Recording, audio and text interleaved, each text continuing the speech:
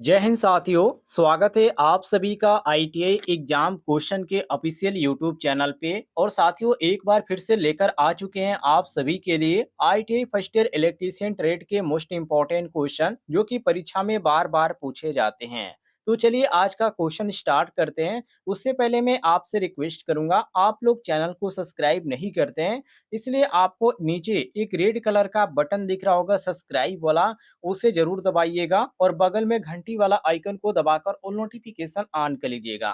साथियों, कल की डेट में मैंने आपको 1 से लेकर 70 तक क्वेश्चन बताया था। यदि आपने पिछली वीडियो नहीं देखी है तो चैनल पे अपलोड है, वहां से आप उन वीडियो को देख सकते हैं। चलिए अगले क्वेश्चन पे हम आते हैं।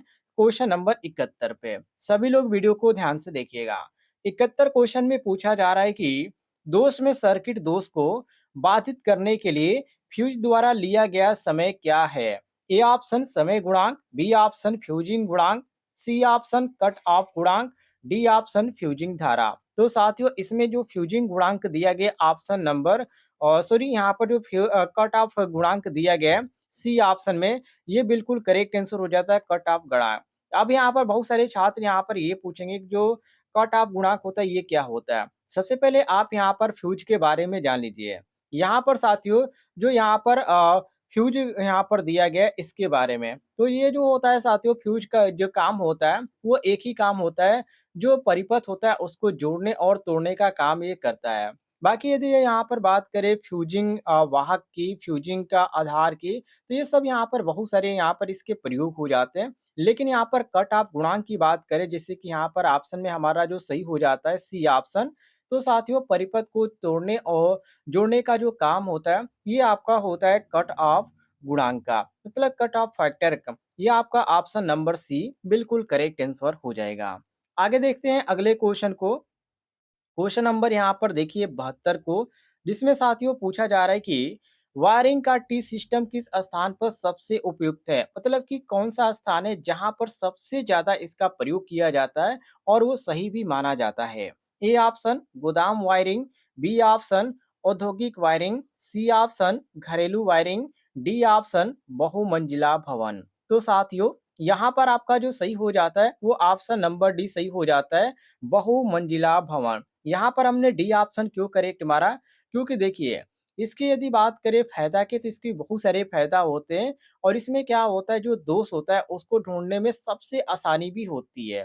कैसे देखिए, जहाँ पर बहुमंजिला होता है वहां पर 10 20 या 30 इमारतें यहाँ पर मान लीजिए कि होती ही है। यहाँ पर 10 20 इमारतें जहाँ पर होती है वहां पर ही ज्यादातर इसका प्रयोग किया जाता है, जो कि टी सिस्टम वायरिंग का। तो वहाँ पर जो है इसका 10 यदि 20 या 30 मंजिलें हैं या इमारतें हैं, तो हम यहाँ पर टी सिस्टम प्रणाली का प्रयोग करते हैं, जिससे कोई भी दोष होता है या कोई भी यहाँ पर शॉर्ट सर्किट होता है तो आसानी से दोष को ढूंढा जा सके। तो ऑप्शन में जो यहाँ पर दिया गया ऑप्शन नंबर डी बहुमंजिला, ये आपका डी ऑप्शन बिल्कुल सही हो जाता है। आगे देखते हैं साथियों अगले क्वेश्चन को। अगला क्वेश्चन आपके सामने क्वेश्चन नंबर 73, जिसमें पूछा जा रहा है कि सुरक्षित ठंडा मोड़ने के लिए पीवीसी नली का उपयोग आकार क्या है? देखिए, ठंडा में क्या होता है जो यहाँ पर जो पाइप होती है वो काफ़ी कठोर हो जाती है। आप गर्मी के मौसम में देखे होंगे वहाँ पे आपको आसानी से लपक मिल जाता है। लेकिन ठंडा में काफ़ी जो होता है वो यहाँ पर कठोर हो जाता है। तो उसको यहाँ पर मोड़ने की यहाँ पर बात कर रहा है कि ठंडा में मोड़ने के लिए पीवीसी नली का अधिकतम आकार क्या होना चाहिए? तो यहाँ पर अधिकतम की बात किया गया तो अधिकतम में साथियों आपका जो आ जाता है 25 आ जाता है। यदि न्यूनतम की बात करें तो न्यूनतम में 19 आ जाता है। और यदि सबसे ज़्यादा यदि अधिकतम की बात करें तो यह 65 तक हो जाता है। और पाइप की मोटाई कितनी होती है? 3 तक होती है। लेकिन यदि सुरक्षित मोड़ने की बात करें, जैसे कि क्वेश्चन में यहाँ पर पूछा जा रहा है कि सुरक्षित मोड़ने के लिए, तो सुरक्षित मोड़ने के लिए 25 तक होता है। ये ध्यान रखिएगा। सी ऑप्शन साथियों आपका करेक्ट आंसर हो जाएगा। आगे देखते हैं अगले क्वेश्चन को। क्वेश्चन नंबर 74 में पूछा जा रहा है कि होम थिएटर वायरिंग और पावर वायरिंग के लिए अलग वायरिंग की सिफारिश क्यों की जाती है? आप सभी को मालूम होगा होम थिएटर वायरिंग एक अलग प्रकार की वायरिंग होती है और ये पावर वायरिंग होती है, और इसके लिए वायरिंग जो होती है ये अलग से की जाती है। ताकि यहाँ पर किस चीज़ की बचाव किया जा सके। जैसे कि ए ऑप्शन बिजली की आग से बचाव किया जा सके या शक्ति हानि को कम करना या सी ऑप्शन है बिजली के व्यतिकरण से बचे। तो ये आपका सही हो जाता है ऑप्शन नंबर सी।